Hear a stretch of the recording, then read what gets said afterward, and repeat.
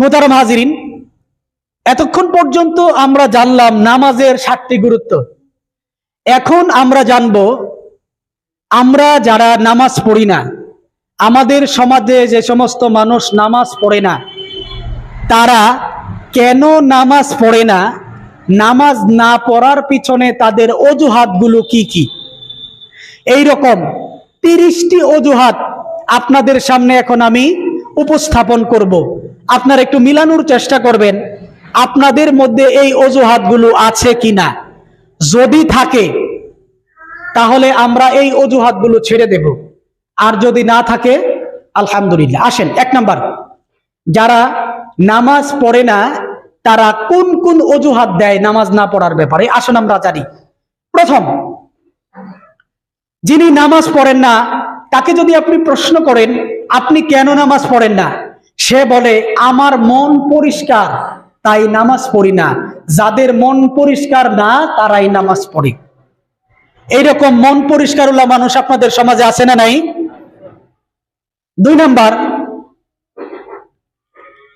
নামাজ পড়লে মানুষ জঙ্গি জঙ্গি বলে। আমাদের সমাজে একটা কথা আছে না, যারা জঙ্গিবাদী তারাই নামাজ পড়ে, যারা নামাজ পড়ে তারাই জঙ্গি। এই জন্য মানুষ যেন আমাকে জঙ্গি সন্দেহ না করে, এই জন্য আমি নামাজ পড়ি না। এইরকম মানুষও আমাদের সমাজে আছে। 3 নাম্বার, আমি নামাজ কেন পড়ব, জীবনে যত দুঃখ কষ্ট বালা মুসিবত আল্লাহ সব আমারে দিয়া রাখছে। আল্লাহ যেহেতু আমারে কোনো সুখ শান্তি দেয় নাই, তাহলে আমি আর নামাজ পড়া কি করবো, নামাজ পড়ি না, এই জন্য আমি নামাজ পড়ি না। আল্লাহ যেহেতু আমারে সুখ শান্তি দেয় নাই, আল্লাহর সাথে অভিমান কইরা নামাজ পড়ে না। এরকম অভিমানী নামাজ বেনামাজি আছে না নাই? আছে। এবার চলেন 4 নাম্বার, কিছু কিছু মানুষ বলে সারাদিন আমি এত ব্যস্ত থাকি নামাজ পড়ার সময়ই পাই না। যারা বেকার, যাদের কাজ নাই, তারা নামাজ রোজা পড়ে। এরকম মানুষ আছে না? আছে। 5 নাম্বার, কেউ কেউ বলে মনের নামাজই আসল নামাজ, পাঞ্জে গানা নামাজের আর দরকার নাই। 6 নাম্বার, কেউ কেউ বলে সারাদিন বাহিরে থাকি, শরীরও পাক থাকে না, কাপড়ও পাক থাকে না, এই জন্য মন চাইলেও নামাজ পড়তে পারি না।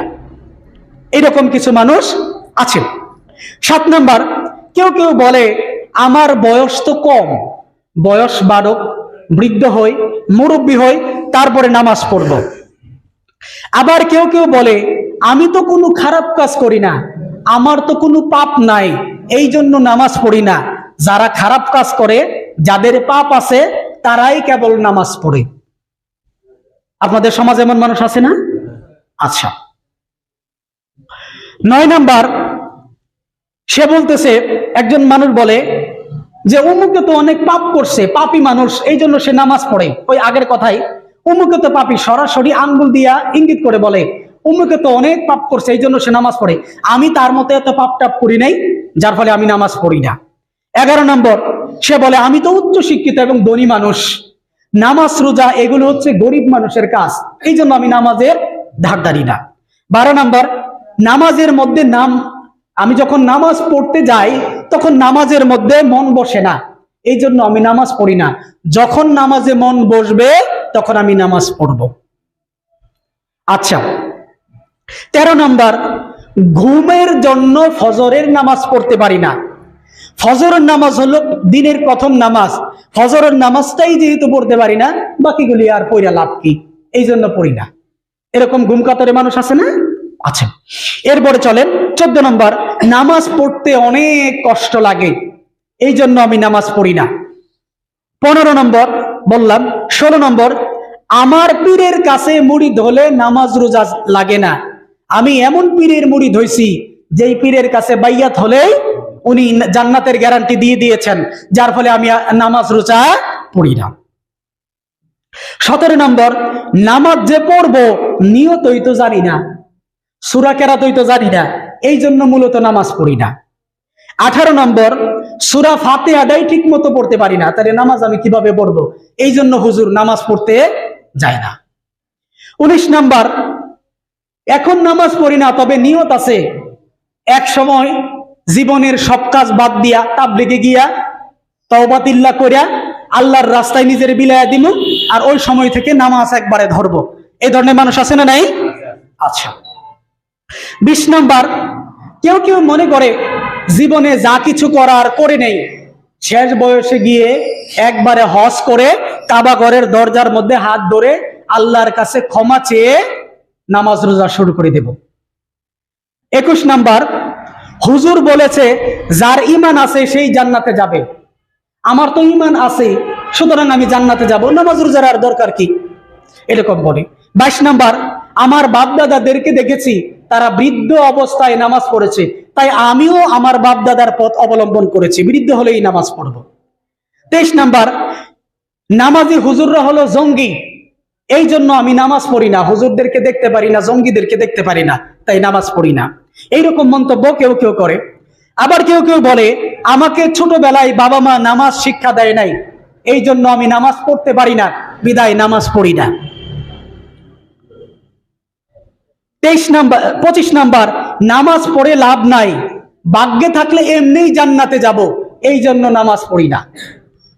26 নাম্বার, আমার স্যারেরা বলেছে ভালো মানুষ হওয়ার জন্য, ওনারা তো আমাকে নামাজ পড়তে হবে এই কথা বলে নাই, এই জন্য আমি আমার স্যারের কথাই পালন করতেছি, ভালো একজন মানুষ হওয়ার চেষ্টা করতেছি।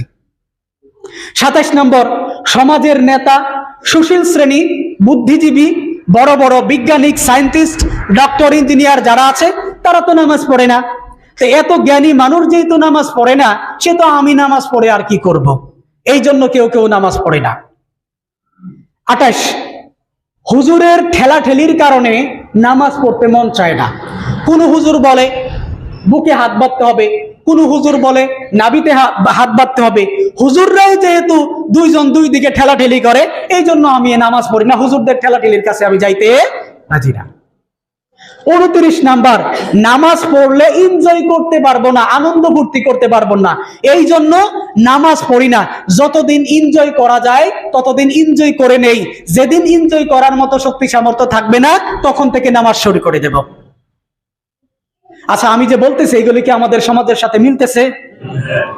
আচ্ছা, 30 নাম্বার, নামাজ পড়ার জন্য সমাজের যে রেওয়াজ থাকা দরকার ওই রেওয়াজটা আমাদের সমাজের মধ্যে নাই, যার ফলে ছোটবেলা থেকে দেখে আসছি মানুষ বৃদ্ধ বয়সে নামাজ পড়ে, সমাজের মধ্যে নামাজটা কায়েম নাই, এই জন্য নামাজ পড়ি না। যদি আমাদের নামাজের মধ্যে সমাজ কায়েম থাকতো তাহলে আমিও ঠেলায় পড়লে নামাজ পড়তাম। এই যে 30টা কথা বললাম, এগুলো আপনাদের সাথে মিল পড়েছে না পড়ে নাই? আরো হয়তো কোনো অনেক পয়েন্ট হয়তো বাদ রয়ে গেছে, আমার মাথায় যে কয়টা আসছে আমি এই কয়টাই লিপিবদ্ধ করলাম, হয়তো আপনারা আমার চাইতে আরো 2-1টা পয়েন্ট বেশি বলতে পারেন। মুহতারাম হাজিরিন, এই যে কথাগুলি বললাম, আমাকে বলেন তো এই যে এই কথাগুলো যদি কিয়ামতের মাঠে আল্লাহ তাআলার কাছে সাবমিট করে, যদি বলে আল্লাহ এই কারণে নামাজ পড়ি নাই, আল্লাহ বুঝি তাকে মাফ করে দেবেন? কথা বলেন আরে ভাই, আল্লাহ কি মাফ করে দেবেন? আপনি ওখান থেকে ছুটার কোনো উপায় থাকবে? সুতরাং আপনি যতই এই সমস্ত ফালতু যুক্তি দাঁড় করান না কেন, নামাজ কোনোভাবেই ছাড় দেওয়ার কোনো সুযোগ নাই। সুতরাং আসেন, এই সমস্ত বাজে, ফালতু, অহেতুক আন্দাজে যুক্তি উপস্থাপন করে নিজের মনকে হয়তো আপনি সান্ত্বনা দিতে পারেন, কিন্তু আল্লাহর কাছ থেকে ছুটে যাওয়ার কোনো ধরনের সুযোগ সুবিধা আপনি পাবেন